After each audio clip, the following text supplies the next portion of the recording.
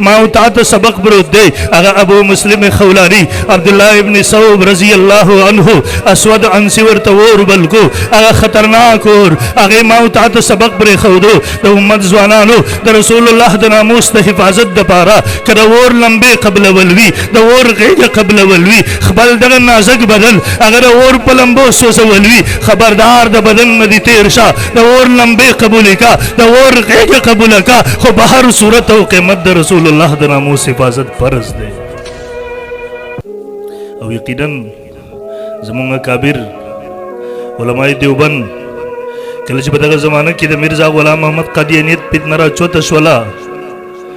داغی خلاف ہم دقر اخپلو اسلاف و صحابہ کرام رضی اللہ عنہ اجمعین پر نقش و قدم باندی تلی دی دا قادیانیت مقابلے کڑی دا دا کفر مخدیوے کڑی دے دا تزندق دا فتنی مخدیوے کڑی دے الحمدللہ دا کفر دنیا تورخولے دے تکاغ جلکیانی قتل غاڑی لگ دا 1952 تحریک اچت کا دا 73-74 تحریک اچت کا اگر زمانوہ پا دے وطن کی زمان اکابرو پا دا دنیا کی زمان اکابرو دا کفر دنیا ترخانہ کہو ادر کفر نے دنیا خبر والا اگر امام شریعت سید طول شاہ بخاری سے نور اللہ مرقدہو دا علماء دیوبند سرخیل لے دا ختم نبوت دا محاظ لئی جرنیلو جو چاورنا تبوسو کو شاجی زندگی کیسے گزری جون دے سنگ تیر شو اگر ورطر اخبر جون خلاصہ وی ورطوی آدھی جیل میں آدھی ریل میں نیم زندگی دا ختم نبوت دا حفاظت دا پارا دا رسول اللہ دا ناموس دا حفاظت دا پارا پر ریل کے پر سفر دوران کے تیر شوالا نیم زندگی پر جیلونو کے تیر رسولا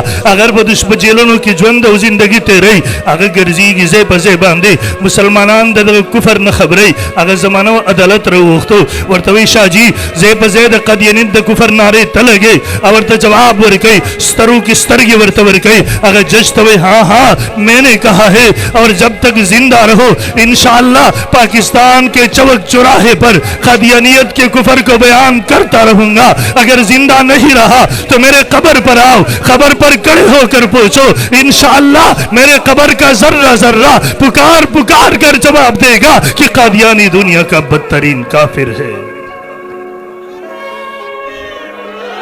زمونگا کابر قسم دے دا غوی پا نقش و قدم باندی مکمل تلی دی سبق پریخ دے